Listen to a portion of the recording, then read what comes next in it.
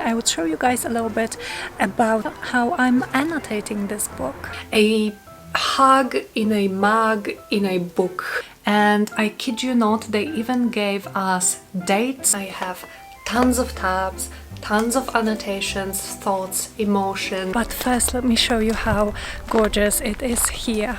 Hi friends, welcome to Books and Crafts. My name is Martyna and welcome to what I believe is going to be my very first weekly reading vlog. So it is Monday morning, a really nice gloomy day in comparison to all of the heat wave days that we've had. I'm very happy about some clouds and some rain today.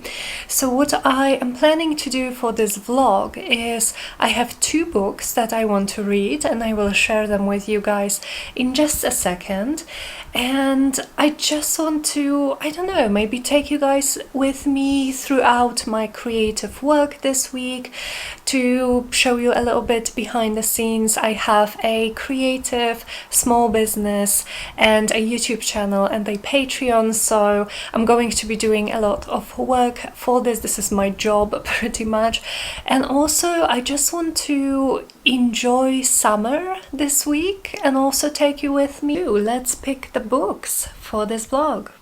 So here is my bookshelf. It's definitely not big. I don't have that many books yet, but the book that I am planning to read this week is this one. So this is The Sword of Kaigen by M.L. Wang, which I believe is an adult fantasy, Asian inspired, about this Kaigenese empire, I believe, where great warriors reside, and we are following a mother and a son as they navigate war, as they navigate who they are supposed to be according to society standards versus who they want to be. And I'm so excited. This is a self-published fantasy. Here are some accessories that I'm going to be using with this. So I have, first of all, tabs. I love to annotate my books, so I have these pastel tabs. All of these things I believe I got on Amazon. So I have these pastel tabs and I think I'm going to use those cooler tones for this book. I have two highlighter pens. These are both Tombow Duo brush pen. I think these are going to be my accent colors for this book. Then I have some more tabs, and these are like sticky notes, so they are sticky here, and they are also perforated. You can tear them apart and you have this really pretty paint strokes, and I like using them for little annotations, little notes. Then I have some more sticky notes here. These I use when I have some thoughts, but there is not enough space in the margin to write everything down. And then I have some washi tape like that, just for decoration. I don't know if I'm going to be using it, but I picked out some blue colors, and yeah, I'm very excited for this. The other book that I'm planning to read is Legends and Lattes by Travis Baldry. It is available as audiobook on Scribd. I like to have more than one book on the go when I am reading. I am currently finishing The Burning God by R.F. Kuang, which is book 3 in her Popular series. So I should be done with it today or maybe tomorrow. And then when I am done with that, I will pick up the Legends and Lattes book, which I'm also very excited about. So my plan for today, my plan for now is I just want to clean my desk a little bit because it's a mess of crafty, creative things, and then I am going to make myself a coffee, read while I drink my coffee, and then do some work.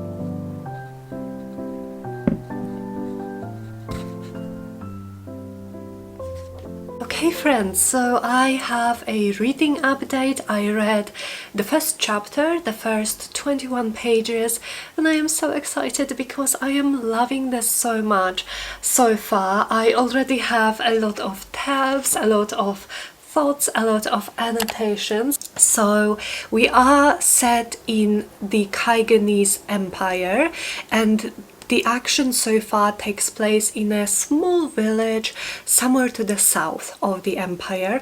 And an interesting thing about the world building in this book is that we actually have some technology, which is not something that I usually expect when reading a high fantasy, but it seems that there is TV and some video games, and the village that we are set in does not seem to be as technologically advanced as the rest of the empire. We actually have this one character here who comes from somewhere else. He comes from the north, but he also traveled the world, and he said that it feels to him as if he went back in time being in this village. So the world building is definitely interesting. The writing style is really great, easy to follow. I am enjoying all of the Japanese words and phrases. I think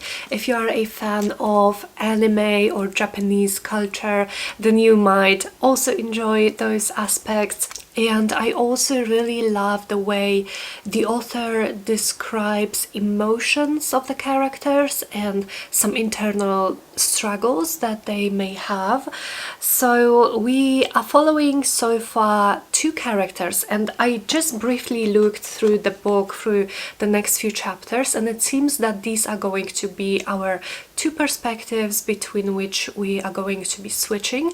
So we are following two members of the Matsuda family. We are following Mamoru, who is a 14-year-old boy, and he is a student at this prestigious school in this village, which, from what I've gathered, trains their students in swordsmanship. The swordsmanship seems to be very highly valued in this village and maybe even in this world, and the Matsuda family are among one of the best swordsmen. And so we are following him as he meets this boy who I just mentioned, who is a northerner who traveled here this world with his father. And so through their conversation we get a glimpse at what this particular village looks like in the eyes of the outsider. It's interesting because when they get to the school, this new boy is like a transfer student, and it's interesting because at one point he says, I feel like I'm in one of those old samurai movies. So, you know, it seems like we are kind of in present day with the technology. We have those old samurai movies right now, right? And Mamoru answers, well, for us this is just a normal school uniform or whatever they were talking about. So it's just, the world building is very intriguing. So the second perspective we are following, and this I am right now after 21 pages convinced is going to be one of my favorite characters, is Misaki, Matsuda Misaki, who is Mamoru's mother, and she has 4 sons, and very quickly we see that she is not happy with her life. According to the standards of the society, she is extremely lucky because she is married to nobility. She is a mother to 4 sons, which is very highly regarded. This is a very patriarchal society, patriarchal world. So she should be happy by all accounts. She should be satisfied with her life, but she is not. She wanted more, and there is this really emotional quote. Misaki had spent years trying to belong with these people. They weren't like her friends from her school days. They weren't scrappy visionaries like Eileen, or geniuses like Collie, or unstoppable forces of energy like Robin. They would never change the world, nor understand why someone would want to, but they loved her. She could laugh with them, and that was enough. There were days Misaki could convince herself that this was enough. So we very quickly, in just this first chapter, see that Misaki was more of a visionary. There is also a part when she thinks that she would want to have a daughter. She would want to raise a strong woman who could maybe do what herself could not do in her life. And we also get a glimpse of what Misaki's past might have been. She might have been a warrior in her past life before marriage and before starting a family. So it's really interesting. I'm very interested in this internal conflict that will play out here, I believe. And also I don't know, this hooked me. This first chapter definitely hooked me. I am excited to keep reading. I am excited to get to know the characters more and get to know the world a little bit more. Yeah, so far so good. I am very excited. I love this book. I am now going to need to get to some work. I am planning to film a video for my crafty channel, which is always linked in the description if you are interested in checking it out. So I want to film and edit this video. I want to do some tags stuff for the last month, and I think I will then take a break and read some more and update you guys when I have read more of this book. Here are the journal pages that I made a video of for today's crafty video on my Teal and Tattered channel. I am really happy with how they turned out, with all of the layers, and I really am very happy with how this junk journal is turning out. I actually have a tutorial for making this exact junk journal. This is made from an old book cover. It even has some like lace tape imprints, and I've stitched 3 signatures to it. I love this cover so much, and it's getting full. It is a journal that I use for collaging, so I have a lot of different collages in here. So yeah, this is part of what we do on my other channel, if you guys are interested.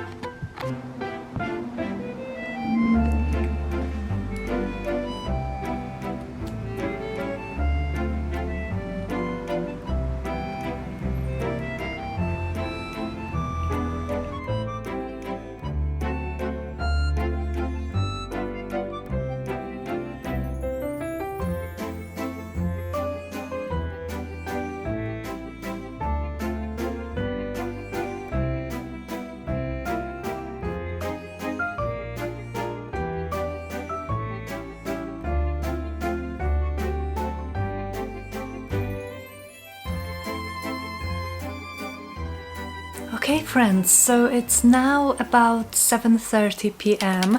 It was a bit of a long day. I filmed my video, edited, uploaded it even, and it took me a little bit longer than I anticipated, but I also got some reading. I read till page 95 of this book, and I am so happy to report that I am enjoying this book so much. So these first 100 pages are definitely a lot of world building. We get introduced to the history of this world and to the characters and sort of the way or the place they have in the society. We also see the magic system, which this is an elemental magic system, but it's very interesting the way it is done here and the way it is used. So where we are in this world, in this province, in this village, the people here have the affinity to water, and their kind of specialty is creating weapons from frozen water, from ice basically. And also some of the most kind of prestigious families have some kind of secret bloodline techniques. Very early on we get this portion of the book where we have a little bit of an info dump regarding history, and it was not my favorite part because we literally were in a history lesson, and I kid you not, they even gave us dates of important events, and it was not the most interesting. It was a little bit dry and dull, but fortunately it wasn't that long. And what was interesting about this was that very early it becomes clear that perhaps this history which our characters learn in school, which is kind of the official history of Kaigen, which glorifies Kaigen and Kaigenese warriors, those samurai type warriors, that maybe it is not all that great, and maybe it's not all true. And so our main character Mamoru, he very quickly has to confront what he's always believed about his people's history with what it may actually be, and he's definitely struggling with this. He's definitely he becomes disillusioned, but it's very hard on him. And I think this internal struggle of him is going to be one of the themes and one of the parts of his character arc, and I'm very interested in seeing this. And then we have Misaki, the mother. Oh, Misaki, I hope we get more from her. She's this woman who definitely could have such a different future. It is hinted at that she had a potential of becoming like a great warrior, but for some reason she decided to choose the life of motherhood and to agree to being reduced to the role of a housewife and wife and a mother. And of course you can be a housewife and a wife and a mother and also be your own person, but that's not what this world encourages with women. It's such a patriarchal world where women really don't mean that much other than just taking care of the house. And I'm also looking forward to seeing her relationship with Mamoru. It seems to me that even though he is just a young boy raised in this very much misogynistic society, he kind of intuitively sees her strength and her intelligence. But yeah, all in all, I am very much enjoying it. I am going to have a relaxing evening, and I will catch up with you guys when I have some more updates for you regarding this book.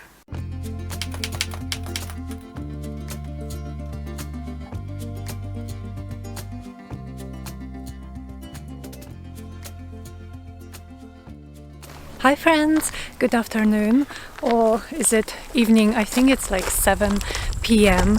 So I obviously have not vlogged the whole day, mostly because it was not a very exciting work day, a lot of computer work, so I'm really tired, and we are now kind of chilling out in this forest that is not far from where we live, and I did manage to read a little bit, so I will give you an update, but first let me show you how gorgeous it is here.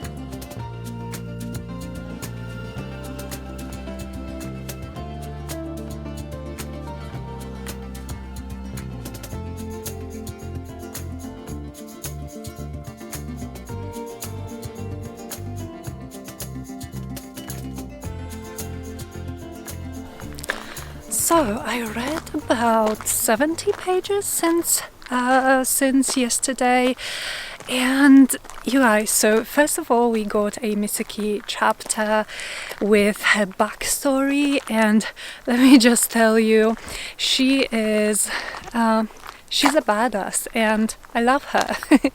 She is a really great character, and what I'm finding about this book and what I'm really enjoying is the fact that every single character, even the side characters, they all seem to have a lot of depth and a lot of hidden aspects to them that we are slowly uncovering and discovering. And so we had quite a long chapter where we got some backstory from Misaki from when she was 14, which is actually the age that Mamoru, her son, is right now. What I got from this was, it was interesting because she gave me Rin vibes, Rin from the Poppy War. I don't know if I would still see that if I weren't reading The Burning God, the book 3 in the Poppy War right now. She reminds me of Rin in the way that she behaves in this chapter, and also in a way that she sees the world. I don't want to say more, I don't want to spoil this character for you, but yeah, that's the vibe that I got from her. And so in these last few chapters that I read, we got a little bit more about the world, about the other cultures in this world, about how they perceive this sort of very conservative and traditional system that the Kaigenese have in place. And so in addition to those chapters of Misaki, or to this one chapter of Misaki when she was 14, we also got a little bit of her backstory from when she was first married, when she had her first child, Mamoru. And I would say a trigger warning for miscarriage. It was quite harrowing to read about, not only the event itself, but also the reaction of the society to it, and the reaction to her own family members. It was quite difficult to read about. And so Misaki seems to be a woman who does not want to have children, or at least did not want to have them at the point in her life where she had them. But she is also all the time aware of the fact that her children are not her own.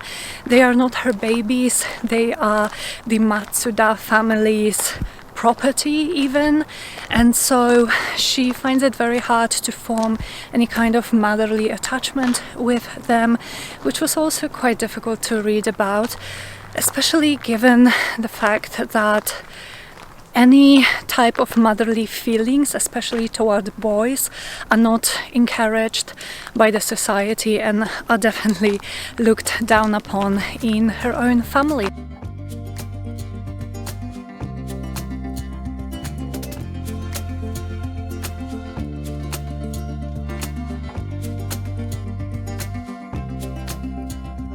So we are back from our walk now in our little city garden. I have my rosé with sparkling water, my puppy, my book, and I'm ready to get some more reading. Just to sum up, I am really enjoying the book. The farther I go, the more I'm enjoying it, and I'm also a little bit scared because it's definitely getting emotional, and I feel that Emma Wang will not hold her punches and will punch me right where it hurts the most. I am anticipating some tears, but I thought maybe before I get to reading I would show you guys a little bit about how I'm annotating this book. So I have a key here, or kind of like a color code, and so for this one I am annotating the world building, information about the characters, my thoughts and my emotions, and my just random remarks I may have, the magic system, the relationships between characters. I love any kind of relationship. I'm kind of like a character but also a relationship reader. I do really enjoy relationships. And then I have one color for quotes. And yeah, so I have those fun paint strokes, sticky notes. I have a lot of notes on the margins, so please don't read them if you don't want to be spoiled. But yeah, some I am just underlining. I treat my annotations and my annotated books kind of like journals, just because this is what journaling for me is, which is just writing down your thoughts and emotions as you go. Yeah, let's get some reading done today.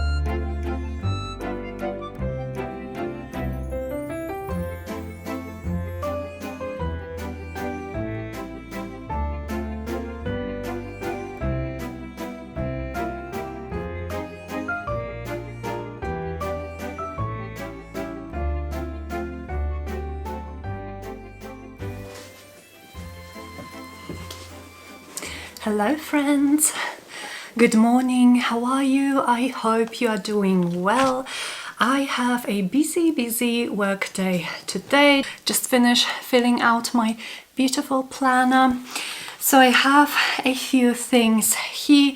I also did a few things already. I did a lot of computer work today, which is great because it means that for the rest of my workday, I get to focus on creative tasks, which of course is my favorite part of my job. I am going to make a tutorial for a whole new junk journal from scratch using Daphne's Diary magazines. And just in case you guys aren't familiar with the Daphne's Diary magazine, I have some issues here. Look at those.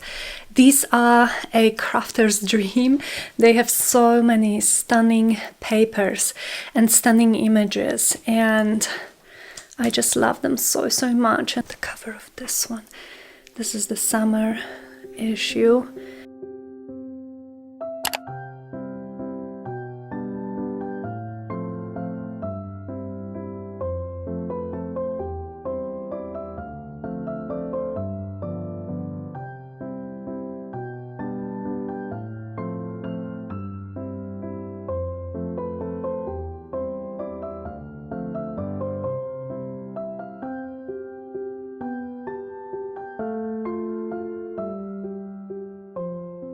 Hi friends, so I finished 3 books. It's a few days later. I finished The Swords of Kaigen, I finished The Burning God by R.F. Kuang, and I also finished Legends and Lattes by Travis Baldry. And I think this is the one that I'm going to start with just because I feel like it's the easiest for me to talk about.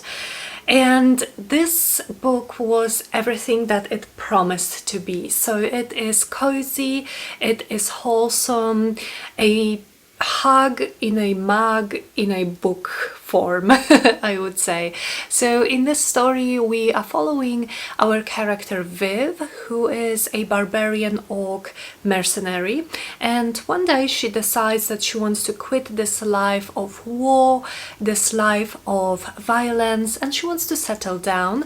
And in the prologue we find out that in one of her travels she came across a coffee shop in one of the cities, and she had coffee for the first time in her life, and she fell in love not only with the taste but also with like the feeling of bliss that it gave her. And so right now she wants to try and create or set up a coffee shop of her own. So we follow her every step of the way. So we follow her when she chooses the town where she wants to settle down, where she chooses the building and she purchases the building or the lease on a building. She then has to renovate the building. She has to find people who will help her with this business. And an interesting thing is that in this town nobody really knows what coffee is, and I do not recommend listening to or reading this book when you are hungry or when you crave coffee, because there are the most exquisite descriptions of coffee and cinnamon rolls and different pastries. It's just I really wanted some pastry and coffee. I definitely recommend the audiobook. The author of this book, Travis Baldry, is a professional audiobook narrator, and he narrates his book himself, and it was really nice. I think my favorite part about this book was friendship and the group that was slowly gathering around Viv. And I think the only thing that made me not give it 5 stars is that I think I maybe wanted a little bit more of those themes of friendship and loyalty and kind of goodness of humanity. I would argue that The House in a Cerulean Sea is also a cozy fantasy, and this made me cry a lot. I think an interesting thing is that I don't often cry when sad things happen in books, but cozy, beautiful, goodness of humanity, loyalty, friendship things, they always get me. I cried a lot reading this book, and I did not cry reading Legends and Lattes, so I think I was just missing a little bit of like emotional attachment, but it was absolutely lovely. I really appreciated having this cozy, wholesome read in between those two books, because they were definitely much more emotionally taxing. So the next book I want to quickly mention is The Burning God. I finished the Poppy War trilogy with this conclusion. I think I'm going to save most of my thoughts for the wrap-up, but I will say that I really enjoyed the very ending.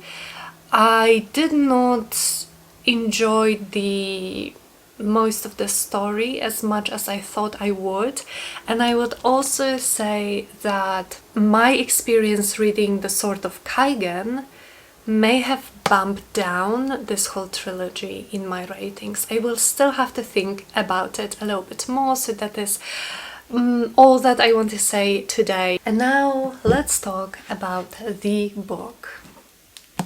Let's talk about Sword of Kaigen. I have tons of tabs, tons of annotations, thoughts, emotions.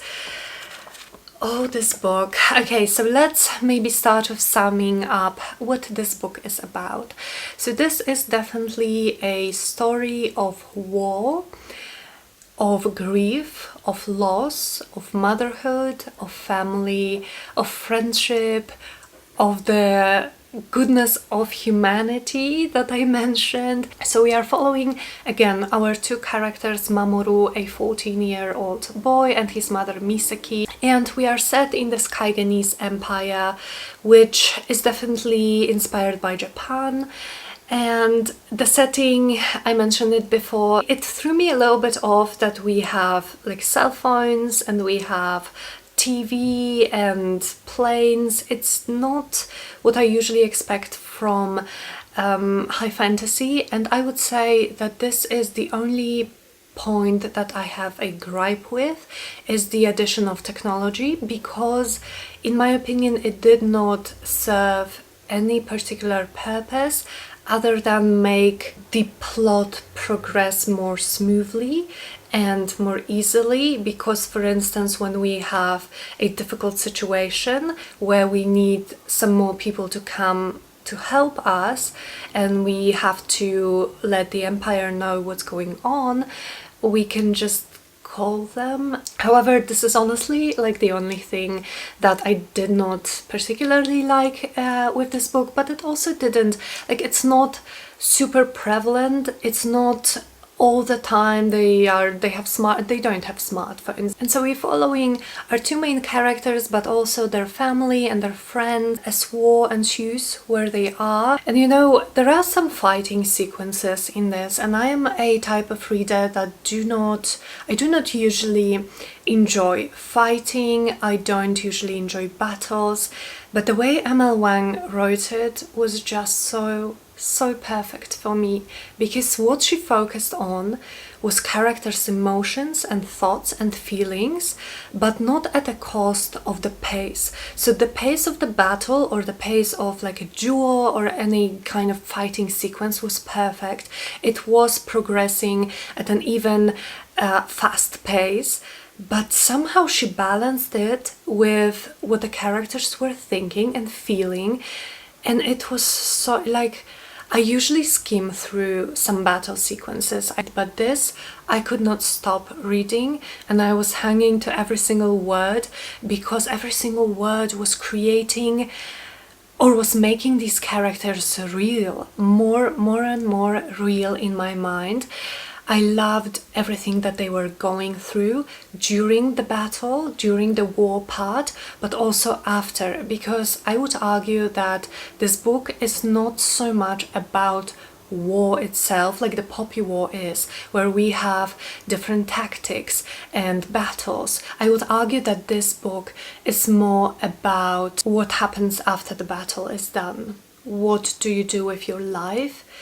What the characters feel, how they grieve, how traumatized they are, and how they just move on with their lives, and if they can even move on.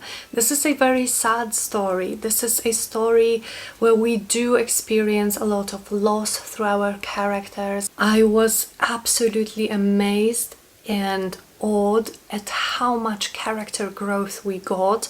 You know, this is just a standalone fantasy novel, and granted it's like 600 pages, but usually with longer series the character growth is so much slower, because you have all of those books where the author is building up their characters, but it was so incredible how the characters grew, and it was also so organic. It was definitely not forced. I never felt like just snap our fingers, something happens to the characters and all of a sudden they are just different people. Definitely not. It was so natural and so beautiful. And there is a character here that I hated them, and then we got some of their backstory, and it was sad. But you know how sometimes authors do this thing where there is a villain and they give you their backstory, and all of a sudden you are expected to start caring about this character just because, or forgive them just because of how hard they had it in life. This is not what happens here. We get their story and I did feel sorry for them, and I did slightly understood why they behaved this or that way. But it does not mean that they are now completely reformed. We see them grow, and at the end I started caring about this character, but I did not agree 100% with all of they did and all of they said. Misaki is now one of my top tier characters of all time.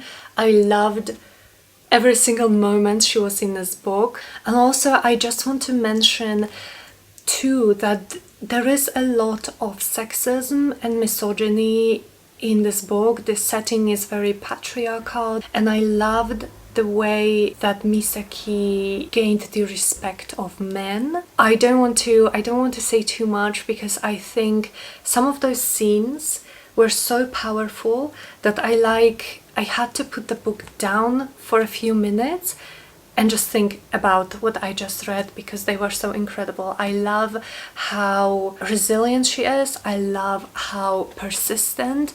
I love following her own path to self-discovery and to discovering her own power and strength as a woman in this man-dominated world. It was inspiring. It was amazingly written.